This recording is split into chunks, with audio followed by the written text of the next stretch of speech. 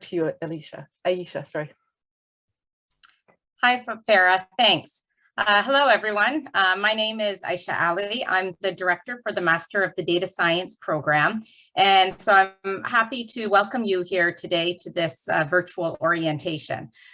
Both the collaborative specialization in AI and the Master of Data Science programs foster development of strong machine learning AI skills that it's integrated with data ethics. So we thought, why not have this virtual orientation together, particularly because it stands to reason that both of these programs are affiliated with the Vector Institute.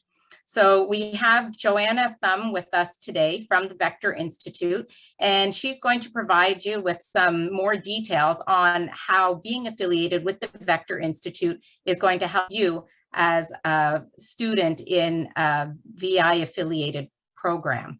But we put her talk at the beginning because she needs to leave shortly after. After that, Graham Taylor, who I think just has too many affiliations to his name, but he is a professor from engineering and is here as the director for the collaborative specialization in AI.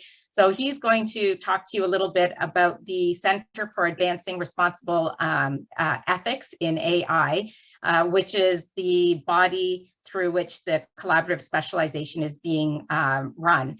So he'll also discuss course pathways through that program. And then I'll follow up with an introduction to the Master of Data Science program, which is just being launched this year. This is our inaugural launch, I guess. And then I guess Graham and I are sort of tag teaming it today. So he'll come back and provide some more general information about the University of Guelph experience. And then at that point, the recording will stop. And we'll move into an introduction phase where hopefully we'll get to know a little bit about you. We hope you will say a few words to introduce yourself to the group. And then we'll have a question and answer period. So with that, I will hand it over to Johannah. Thank you for having me. And it's great to virtually meet all of you here today. Move over to the next slide. For those who don't know, Vector Institute is an AI research institute that's based in Toronto. We have two sister institutes, which are Amy out in Edmonton and Wheela out in Montreal, and we all work together to advance machine learning research as well as AI applications across Canada. How you guys fit in is to my work stream, which is the academic partnerships work stream. So we work with programs such as yourselves to help deliver these AI master's programs and also to support students in those programs in finding meaningful employment, identifying career pathways in AI, networking and building a strong AI community, and all of the supports I will talk about throughout the presentation. We also work with industry, so we're partnered with over 30 different companies. We help upskill professionals on using different AI tools through different training sessions. We help them in supporting developing frameworks such as data governance and trustworthy AI. And we also do these face-to-face programs with Vector researchers to help solve AI problems, help solve business problems in AI. There we go. We also do a lot of work in the health sector. So we have a number of Pathfinder projects where we collaborate with Ontario hospitals on different applications. An example which I think is really cool is one with Public Health Ontario, where computer vision is used to detect which tick bites cause Lyme disease. So that's really cool. And we're also involved in a number of data initiatives to help improve access to data, obviously keeping security and privacy and all of those things in mind. An example of a project we're involved with, Government Ontario, is with the COVID-19 Health App platform. So that's all I'm going to talk about today. If you're curious about more, feel free to reach out or also visit our website. Ooh, next slide. So if you don't know, both our programs are recognized by the Vector Institute as AI-related programs, which means that your curriculum is reviewed by a panel of both Vector faculty and industry representatives who are working in AI. And they said that students who are graduating from these programs have the skills and competencies that are sought by industry, which is really great. It means that companies who are hiring for AI professionals, you guys are what they're looking for, which is wonderful.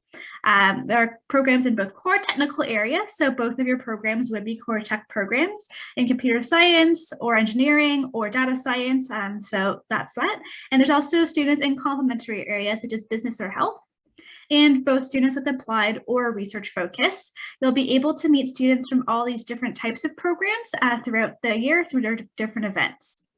So the first event I'm going to talk about is our Research and Careers in AI series. So throughout the year, we'll have like 3 or 4 events which focus on either a different sector or a different industry or a different career pathway. So our next event will be on November 10th, which will highlight health, which I know is of interest to many students. And that those events will typically have like 3 or 4 project presentations where people will share about, actual research or applications they're working on in AI industry, followed by a panel discussion where you're free to submit questions and learn more about how they got to where they are, what skills they use most often. You can find an archive of past events on our YouTube channel. We've done financial services, technology, professional services, which is also consulting, as well as when most recently, earlier this summer on recent Vector alumni and different sectors that they're part of now. So I encourage you to watch that archive. There's a lot of videos. There's also networking opportunities throughout the year where you can connect with other students across the province and across Canada. Oh, sorry, go back. Researchers, industry professionals, recruiters, and all kinds of individuals. So you're able to do that at the AI Summit and Career Fair on September 23rd. There'll be 25 plus employers who are hiring for interns and full-time there. I know you're starting your programs now, so you may not be thinking about those roles as of yet, but it's great to explore what opportunities exist and perhaps what you may be interested in the future.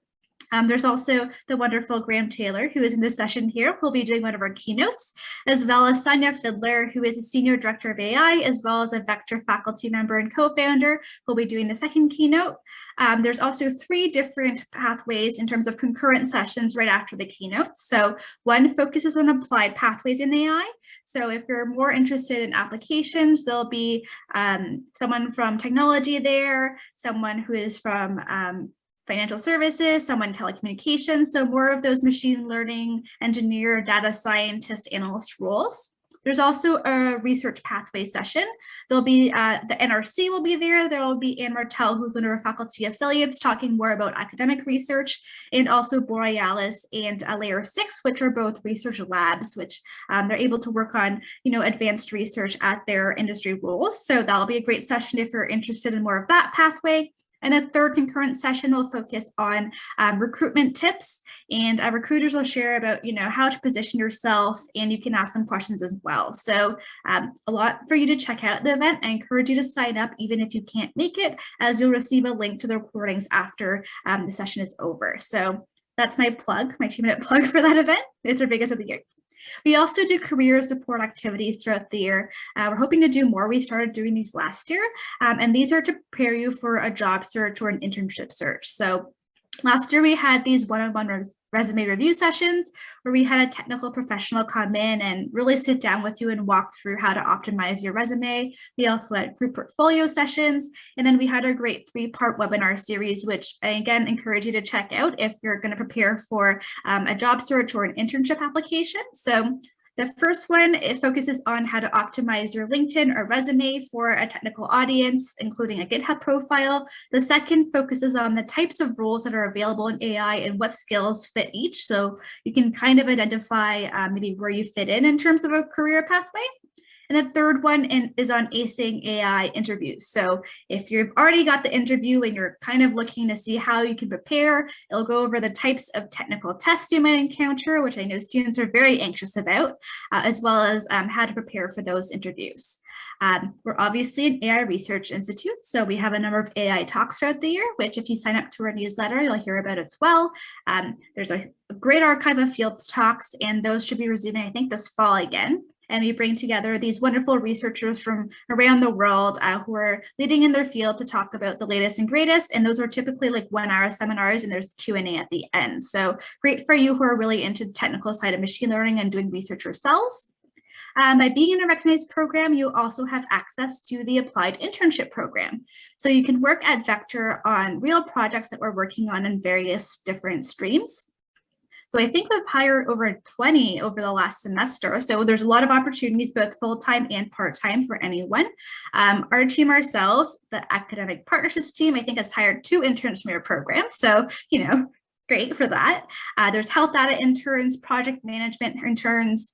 There's also AI engineering interns. So something for all sorts of skill sets. And, you know, if you're looking to transition more into a business role, we have those as well.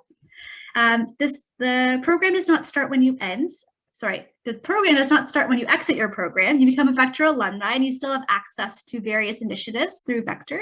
So we encourage you to stay part of the community. You'll still have access to networking opportunities and different supports, as we would like to support you throughout your career and not just for the next 1 or 2 years. So an example of that is through the Digital Talent Hub, which you will continue to have access through after you graduate. It is a curated job board of AI roles, including internships, co-ops, full-times, postdocs, or something for everyone. And we encourage you to go and explore that as well. If you're not actively looking, you can fill in your profile and your skill sets. And if you match what they're looking for, what will actually happen is an employer will reach out to you. So that's a great opportunity. If you sign up for the AI Summit, there's actually a little button for us to create a profile for you using your registration information if you're not feeling, you know, too wanting to do that, and we can do that for you. You can also set job alerts. So for example, if you're interested in computer vision, fill that in. And when there are things that match, it will automatically email you with appropriate roles so you don't have to check back every day. And last but not least, which I think is really cool, we have restricted jobs. So those are jobs that are available only to the Vector community. And it's a great chance for you to be viewed by a recruiter because of the smaller application pool. And they also understand that because you're in a Vector recognized program, you have a certain skills and competencies. So it's a great way to get viewed and a higher chance of getting interviewed. So I definitely recommend you apply for those restricted roles when you see them. And that's all for the Talent Hub and all I'll share today. But the last slide I have is on how you can reach us. So AI Masters I will respond to, and also my colleagues on my team will respond to. We try and be pretty speedy about that. So if you have any feedback or questions or anything like that, feel free to reach out to us. You can also connect with me on LinkedIn if that's your preference. AI Masters website has a few high-level details of what I've talked about today as well, but I also believe the slides and the recording will be circulated. So you can always refer back to that as well. And then if you want to hear directly about opportunities from us, you can go to that bit.ly and join our mailing list. I know Farah is really good at sending out all these details, but that way, if you graduate and no longer have access to your Guelph email, for example, you'll still receive all those details as alumni.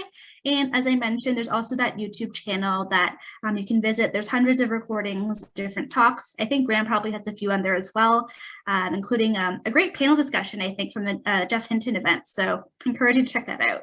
Yeah, that's all I have for today. If I have time for a few questions, I can answer any. But yeah, thank you for having me. Thanks, Johannah. Amazing. Just like last year, it's really great to have you back and continue to work with you and your team. And I know you guys are looking after sort of 20 or more programs around the province. So we really appreciate you coming to visit us virtually and providing these incredible opportunities to the students, and also their faculty advisors benefit right through by working with them. So we got a number of faculty on the call who will learn from their students as they go to these amazing networking and career events. Thank you for having me. It's always we're always happy to support you guys. It's really fun seeing you guys participate in all of our initiatives. Cool. So opportunity to unmute or questions in the chat if anybody's got anything for Johannah on the Vector side, faculty or students.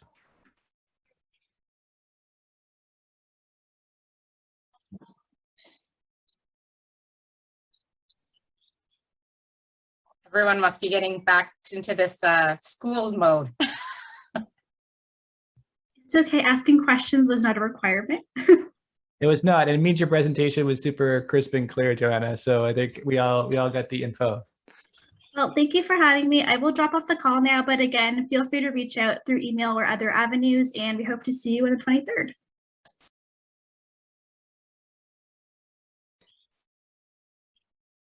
Okay, awesome. So I think it's back to me or over to me now to tell you a little bit about CareAI. So CareAI is a center for advancing responsible and ethical AI here at the University of Guelph.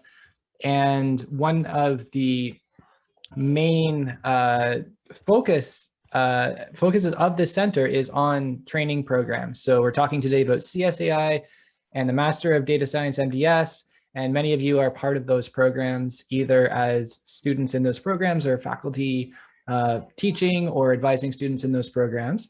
But CareAI also has a number of non-training initiatives going on. And so I just wanted to very briefly orient you around CareAI, because as you're joining for one of these master's programs, you have an opportunity to take part in more CareAI programming at University of Guelph. So what you see on the screen here are just a few examples of the research projects that have gone to fund faculty members. You can see here in these this particular examples, faculty members in School of Computer Science and School of Engineering. And one of the main goals in funding these projects are to encourage collaborations across different programs and units on campus. So all of these projects have an AI component, but they also have a flavor of collaboration across disciplines. And so CareAI, our mission is to integrate ethics and governance and social responsibility with technical leadership. And we have researchers from all colleges across campuses, but we are centered in the College of Engineering and Physical Sciences, and that's where these current programs are housed. But I'm very excited to say that we have another program developing in philosophy, and we do have a faculty member who is hired, our academic co-director, Gus Scorborg, through the Department of Philosophy. And as these programs develop, we're looking forward to more collaborations even out of our college. So our entire network fosters over 90 researchers and their research teams across campus. And we apply machine learning and AI to areas such as human and animal health, environmental sciences, agriculture, agri-food, business, insurance, the bioeconomy. Many of the areas that Guelph has traditionally had research strengths. And we work across three key pillars. So one pillar is AI methodology. So I would consider my lab doing a lot of the development of different AI algorithms. There's a number of, another pillar is on AI applications, in particular applications that improve life. So you may have heard of AI for social good. And then we have a third pillar, which is focused on AI responsibility. And so we have a number of researchers that are focused on ethics or fairness and bias in AI algorithms, the privacy and governance considerations associated with AI and automation. And so AI is the center for integrating these different AI interests across campus. Okay, so on to the next slide.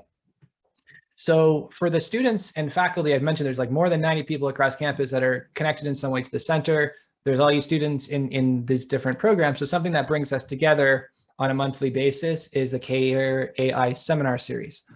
And our first seminar is on September 21st, where we will be hosting Dr. Aaron Tall, who is a Canada Research Chair in Data Ethics in a philosophy department. So there's again an opportunity for you in math or stats or bioinformatics or in a technical discipline to engage in some of the research on AI that's being done in a completely different department. And Dr. Tall will be talking about accuracy and fairness in machine learning and talking about the ability to measure, have specific quantitative notions of whether an algorithm is fair or unfair. So on to the next slide. Yes, so I'm going to hand it over to Farah, who is going to talk about different ways beyond the seminar series that you can get involved in CareAI. Hi, everyone. Again, I'm Farah Trahan. I'm the administrative assistant here at CareAI, and I help out with the administration for the CSAI and the MDS program. One of the ways that we have been reaching out to the community is through our LinkedIn page. It's still developing, but we've been sharing a lot of posts. I share a lot of post with possible job opportunities from other like industries, share a lot of the vector stuff and a few others, as well as potential, you know, whenever somebody's in the news, a lot of time it's Graham. Publications, that kind of stuff, we'll share those. So it's a great way to kind of hear what's going on with CSAI. We have, I think, 150-ish followers, and we have on average about 500 connections with each post. So that means that the people who are following and are liking, their followers are also seeing our posts. So once a month, we like to put out a spotlight on the students with our feature student post, where we like to shine the spotlight on you, the students. The posts typically contain a photo of your choosing, some basic information about you and your research, why you chose the CSAI program or the MDS program, depending which program you're in, and a link to either your LinkedIn page, if you have one, a recent publication. Some of you have your own research websites, whatever you're comfortable with. So if you want to check out our LinkedIn page and see some of the examples we have there, I'd love to feature your work. And anyone who does get anything published, please let me know. I'm happy to share it on there as well. And now it's back to Graham. Okay, that's awesome. Yeah, keep us posted. I know many of you are getting started, but I also see some of our second year students in the room, so we're really happy to have you. But as you get your papers published or give talks at conferences, or you start a really cool job, please let Farah and team know. We really want to promote that. And it's valuable to us, also to the departments, and letting the world know about the programs. I remember maybe a year ago, Mustafa El-Kurdi, who's one of the students in probably our second year of our program, he has been doing water resources engineering, and he got connected to a startup and joined that early stage startup doing AI specifically for water resources engineering. He's really excited. He went down to the States and shared that with us, and we were really happy to promote that. We were proud of him, but we thought it was really cool to see the different kinds of jobs that were available to people in maybe traditional areas of engineering that didn't have a lot of AI and a lot of startups. So yeah, please tell us those stories and share your successes. So we're going to talk in more detail now about two of the programs. This is for the students, but also for their faculty advisors who are out there, because there's often lots of questions about course selection, some changes with the different programs around the rules. And so this part of the session is just to keep you informed as sort of like how these programs work, how do you advise students, or if you're a student, how do you do course selection? So I'll just launch into it. So the first program we're going to talk about is the collaborative specialization in AI. And so what's cool about this program, well, one of the things that's really cool is that you can come in from mathematics specialization, or statistics specialization, MSc in math and stats, or you can come in through any of the engineering programs, the MASC, or you can come in through computer science, MSc, or you can come in through the Masters of Bioinformatics. And so there's all these different entry points into the program, and people coming in with very different experiences. And they all will have a research supervisor, and they will be working on a thesis. And so let's go to the next group of contacts. So there's a big team of people here who are here to help you out and get oriented, because like I said, everybody's coming from different backgrounds, have taken different courses, had different experiences. And so because there's so many different programs that sort of feed into this collaborative specialization, there are graduate program assistants in each of these different departments or schools. And so you will be already getting to know your graduate secretary in your unit. So you see some of them there, but the sort of general point of contact for any questions that come up where you don't know who to ask, that's Farah. So we have CSAI Grad at uoguelph.ca. That's sort of the main central point of contact for anybody in the CSAI program. And if Farah, most of the time, will be able to answer your question, and like she gets asked these questions all the time. She knows the program extremely well. But if something comes up and she doesn't know or needs to pull somebody in, she knows the right person to pull in. So so Farah is a great first point of contact. And then I am there as well. So I am the graduate program coordinator. And there's also a graduate program committee Aisha is also on that committee, as well as a number of other faculty across these different departments. And we periodically meet to make curriculum changes or look at any major questions or issues that come up in the program. And then we sort of roll out these changes and also keep engaged with Vector to maintain this accreditation. Okay, onwards. So initially this looks like spaghetti and a really complicated diagram, but this is just to sort of convey that there are many paths through this CSAI program, given where you're, one of these departments or units that you come in through. So let's move to the next slide and just look at one of these, for example. So you might be coming in with an MSc in math and stats with a mathematics specialization. And so what we do for everybody in this program, because you're coming in from different backgrounds, is we start off with a fundamentals course called University 6080 that's specific to CSAI. It's one of 2 courses here in pink that are specific to CSAI. And this is really to give a common mathematical and computational grounding. It was developed as an online course, interestingly enough, pre-pandemic, and it continues to be an online course. And it's really a 0.25 credit course, meaning it's sort of half of a regular 1 semester course.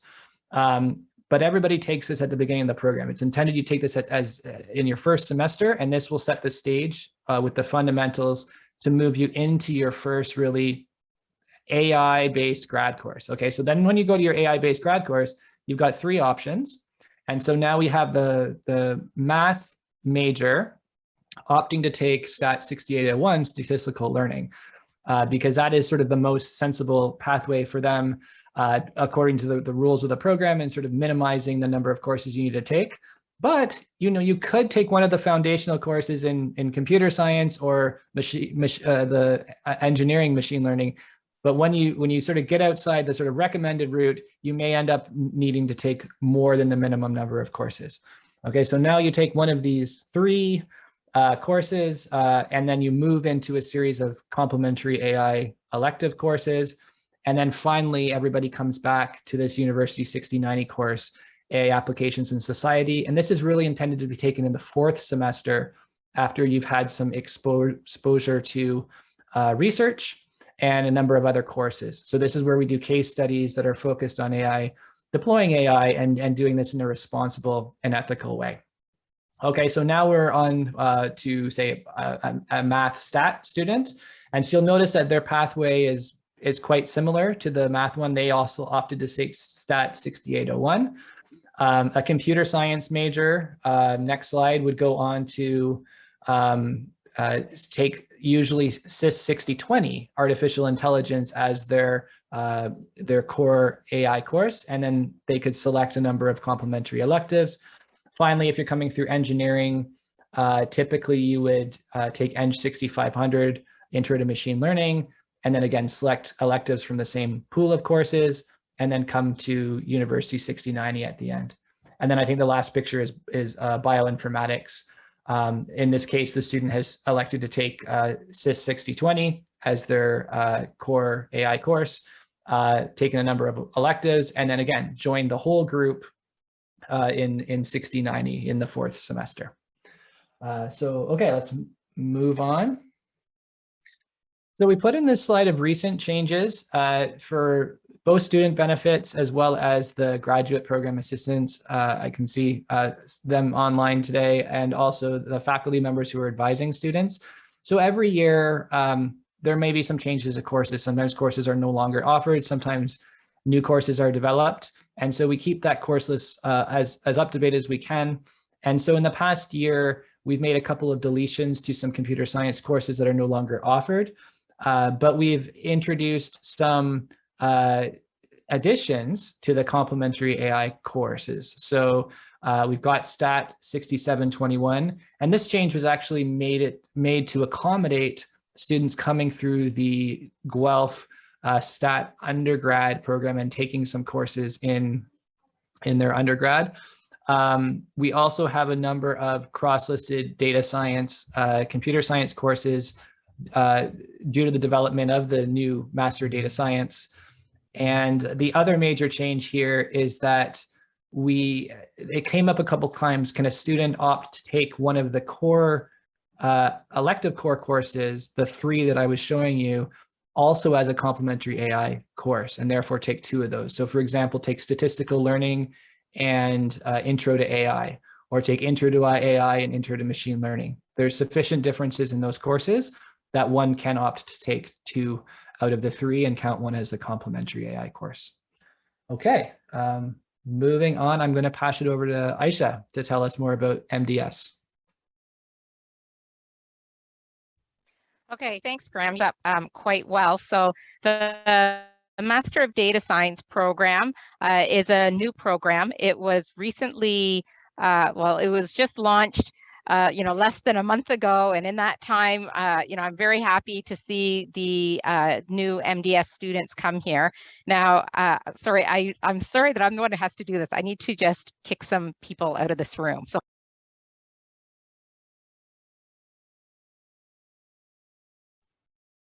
okay, sorry about that. It's after school hours at this point.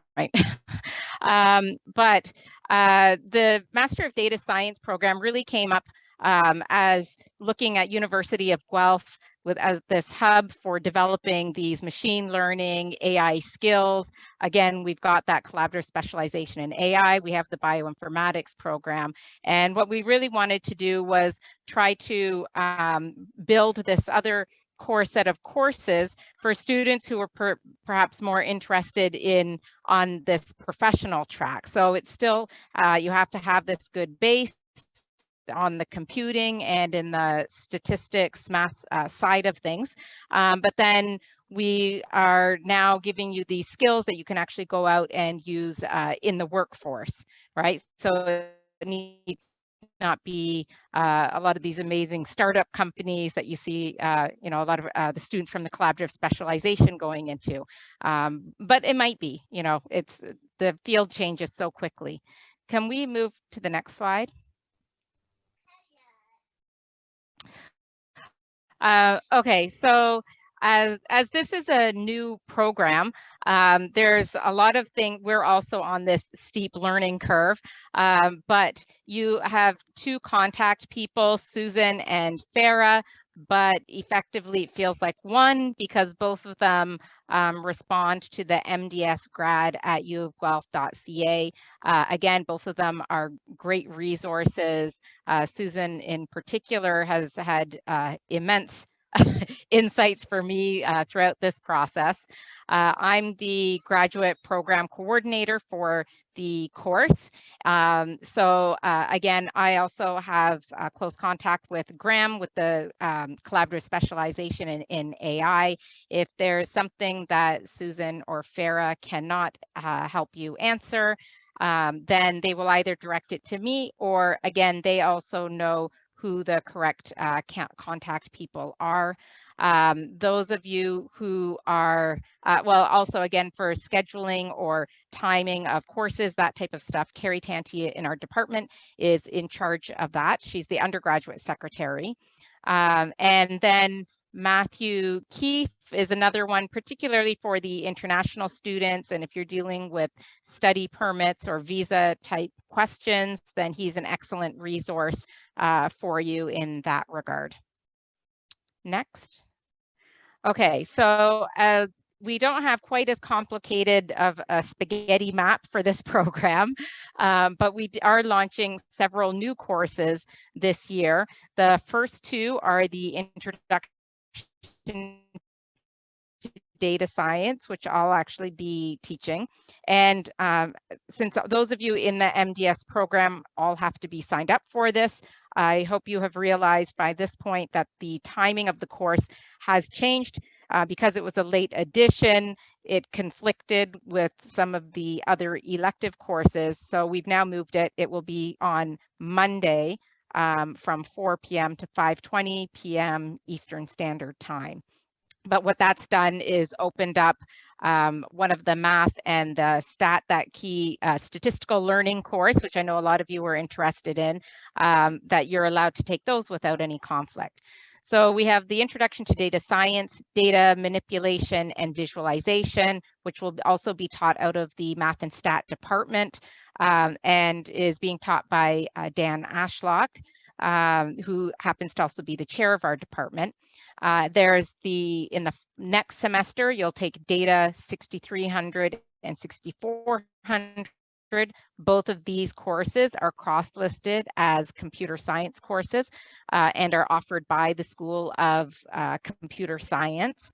So I think what I really like about the way this program's set up is that you're getting exposure from these, again, cross-disciplinary lines. So there's the math, there's statistics, there's computer science. And then in the third semester, there's an analysis of spatial temporal data, which is one of the 2 capstone courses. So you'll be coming back to, I guess, the stats department that will generally be teaching that course. And then the applications for data science is another capstone course. It's a seminar course that's co-taught by faculty from different disciplines. So that one's one that might sort of change from year to year. And along with these courses in the fall and the winter, so this semester and next semester, typically students will take another elective course.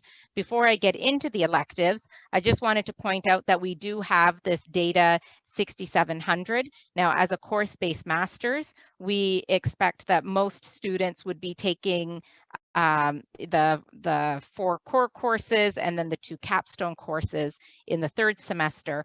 But we don't want to stop you from getting one of those vector internship positions, or if you found faculty on campus, or you had some other external, like with one of our industry partners, an external position where it also ties in with a project that you're working on spatial temporal data, then you can also take that course in lieu of the 2 capstone courses. But for that, you would have to find the position or supervisor and get approval for that project first.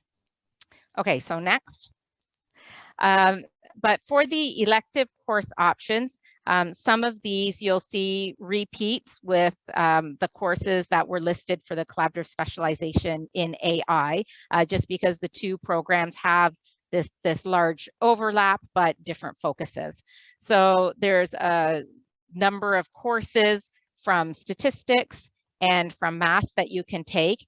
And on one hand, there's a large selection that you can take, but on, for instance, those of you've already registered for this semester, you've realized by now that not all of these courses are offered every semester, and some of them not every year. So the effective number is usually about 3 to 4 elective courses that you have.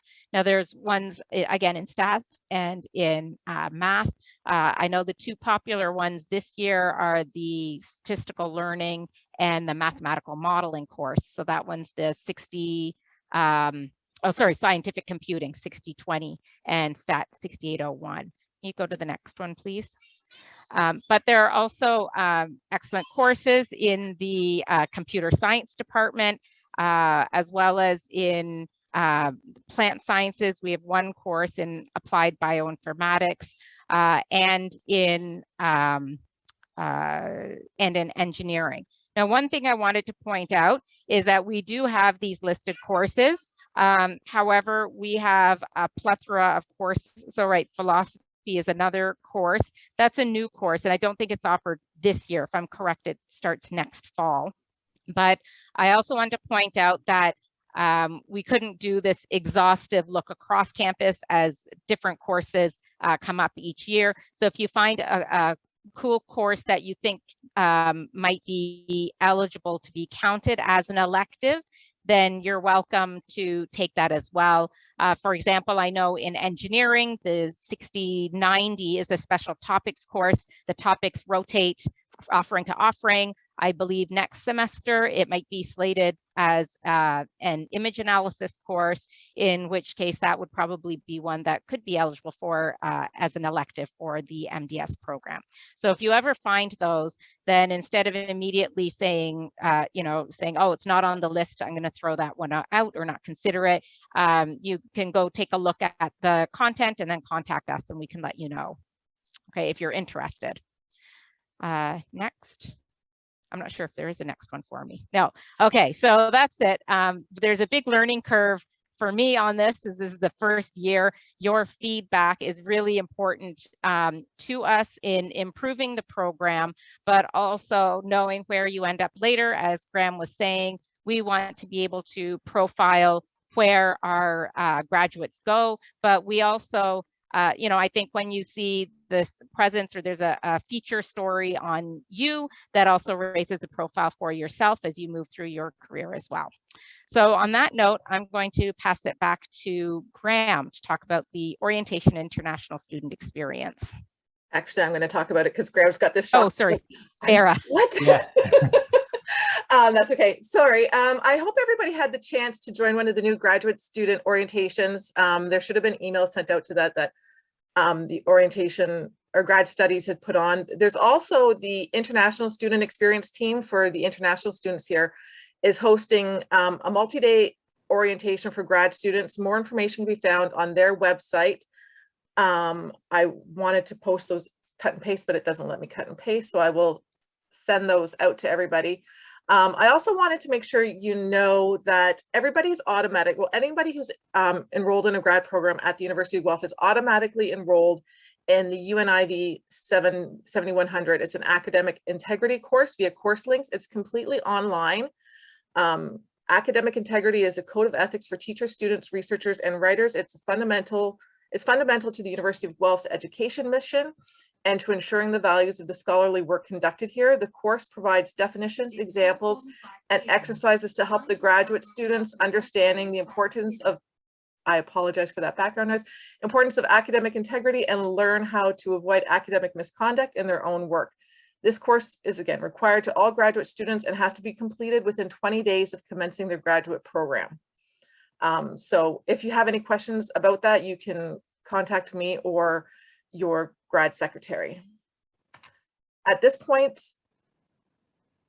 I am going to actually skip over this slide and go to the next one real quick. I just wanted to mention that we have just, and you'll have to forgive me, I've started the Slack channel and I am not tech savvy.